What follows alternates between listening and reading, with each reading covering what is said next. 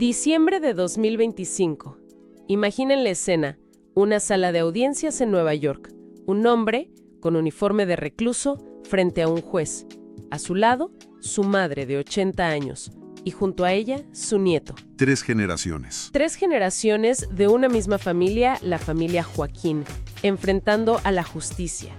Y pensar que no hace mucho ese apellido era sinónimo de poder divino, de fe absoluta para millones. Para millones de seguidores de la Iglesia La Luz del Mundo, ¿sí? Esta imagen es más que la caída de un hombre. Es el colapso de una dinastía que se creía, pues, sagrada. Para entender cómo se llega de un altar a un banquillo de acusados, tenemos que ir para atrás. Décadas atrás. Al hombre que lo inició todo. Samuel Joaquín Flores. Exacto. Para de verdad entender lo que pasó con Naasón, su hijo, es indispensable voltear a ver a su papá, a Samuel, y sobre todo a la estructura de poder absoluto que él construyó. A ver, la clave aquí, creo, no está solo en los crímenes que se les imputan, que son gravísimos, sino en la arquitectura de la organización. Un sistema que, según las fuentes, fue diseñado para una cosa: crear un punto ciego alrededor del líder. Y Naasón no solo heredó una iglesia, heredó ese punto ciego. Desmenucemos eso. Hablemos de esa figura, de Samuel Joaquín Flores.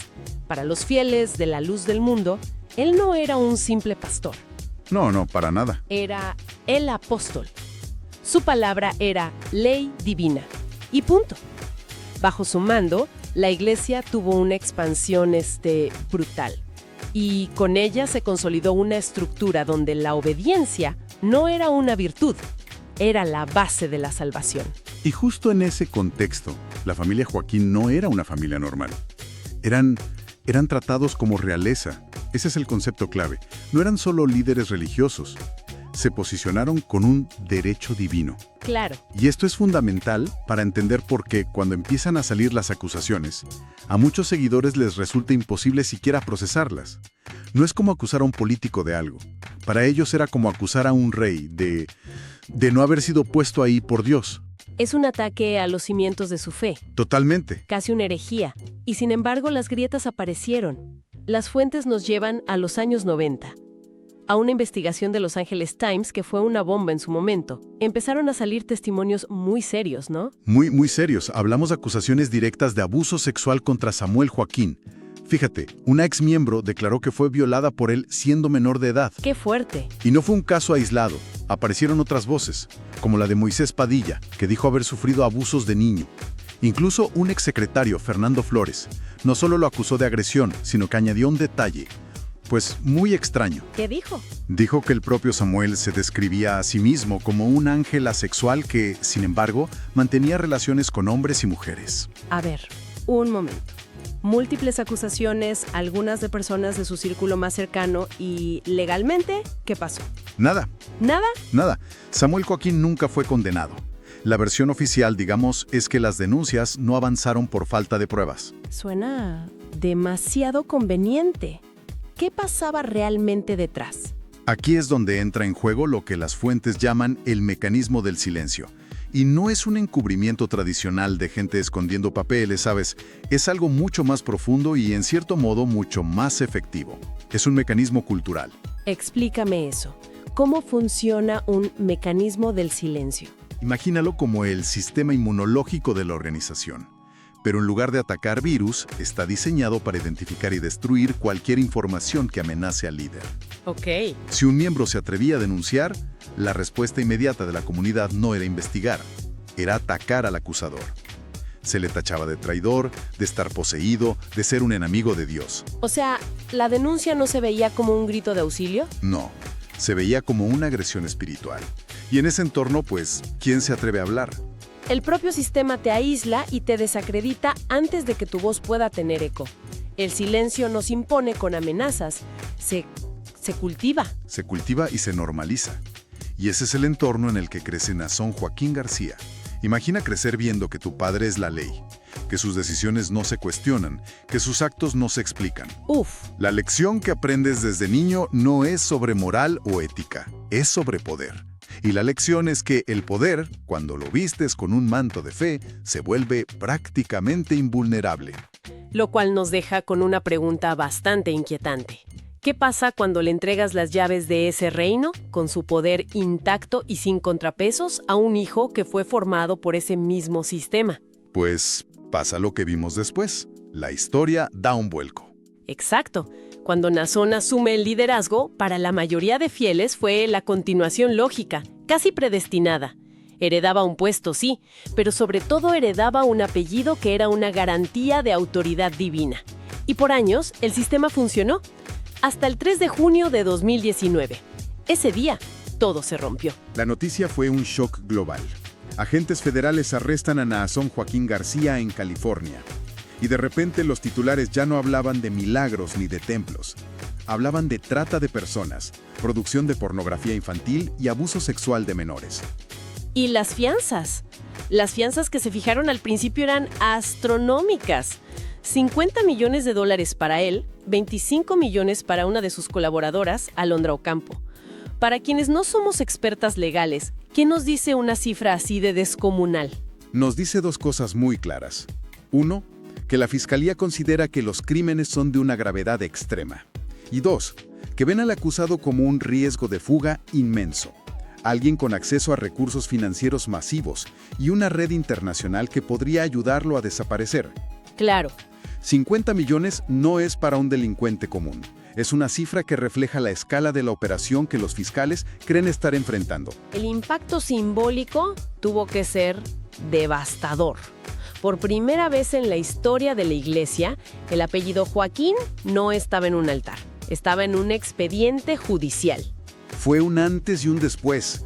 La fe, que siempre había sido un escudo, de repente ya no era suficiente para detener a la justicia civil. Y esto desató una crisis profundísima en la comunidad.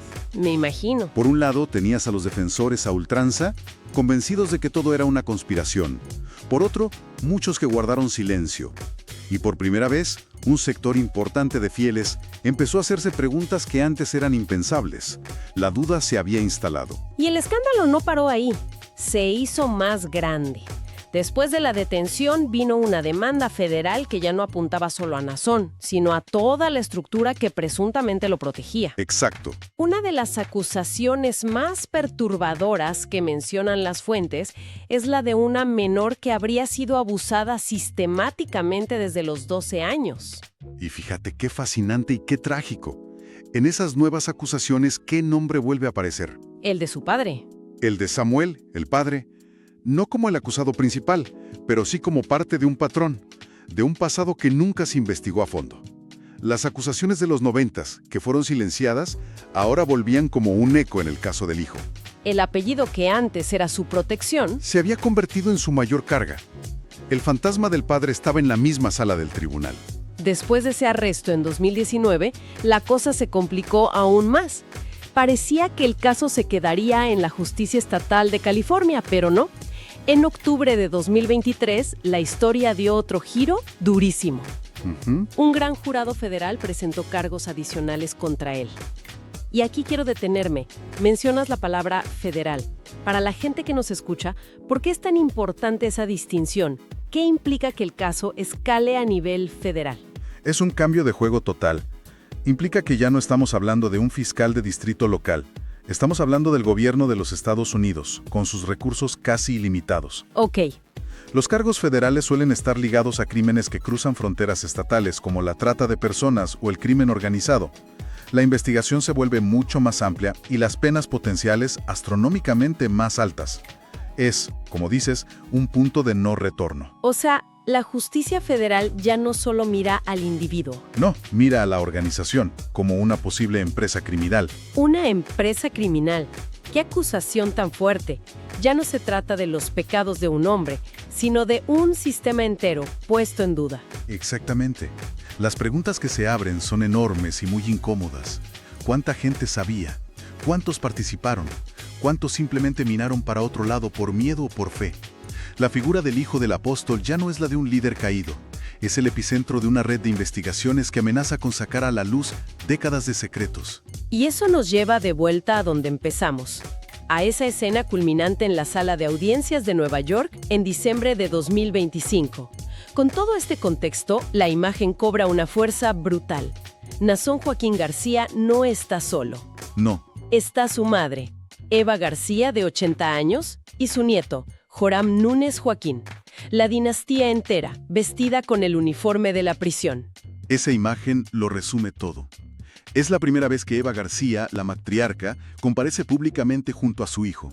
Su defensa pidió una fianza de $5 millones, alegando que padece Alzheimer y necesita cuidados. ¿Y qué pasó? El juez la negó. ¿El motivo? Consideró que el riesgo de fuga, incluso para una mujer de su edad y condición, era demasiado alto, ¡Wow! dadas las conexiones y los recursos de la familia. Entonces la fiscalía la ve a ella no solo como la madre del líder, sino como una pieza activa en el entramado. Correcto. Las acusaciones ya no se centran en un solo nombre. La fiscalía habla de crimen organizado y trata de personas a una escala masiva, de una estructura que habría usado las donaciones de los fieles, su fe, para enriquecerse y facilitar los abusos. Terrible. Y en ese esquema, Eva García es señalada como una presunta colaboradora, alguien que formaba parte del engranaje. La caída ya no es la de un líder, es la de un modelo de poder familiar donde, presuntamente, la fe se usó como coartada para la impunidad. Entonces, si volvemos a la pregunta inicial, ¿qué le pasó al hijo de Samuel Joaquín Flores? Parece que la respuesta es que heredó un poder para el que no existía la palabra no. Así es. Creció en un sistema donde la autoridad de su padre era sagrada y la rendición de cuentas un concepto inexistente. Y cuando ese poder, que parecía eterno, finalmente se topó con una fuerza mayor, la justicia federal, no cayó solo él. La onda expansiva arrastró a su círculo más íntimo, a su propia madre. El legado de Samuel Joaquín al final no se mide solo en los templos que construyó, sino en el sistema sin frenos que permitió que su hijo y quizás su familia entera acabaran en esa sala de audiencias. Y todo esto nos deja con una reflexión final, una pregunta que se desprende de todo lo que hemos analizado. Si una persona nace con el apellido de un elegido, si crece dentro de una estructura que la considera casi divina, ¿tiene realmente la libertad de ser diferente? ¡Qué buena pregunta! ¿O está, en cierto modo, condenada a repetir la sombra de ese poder, con todas sus luces y, como en este caso, sus profundas oscuridades? Es una pregunta sobre el verdadero costo del poder y la fe cuando se eliminan todos los contrapesos.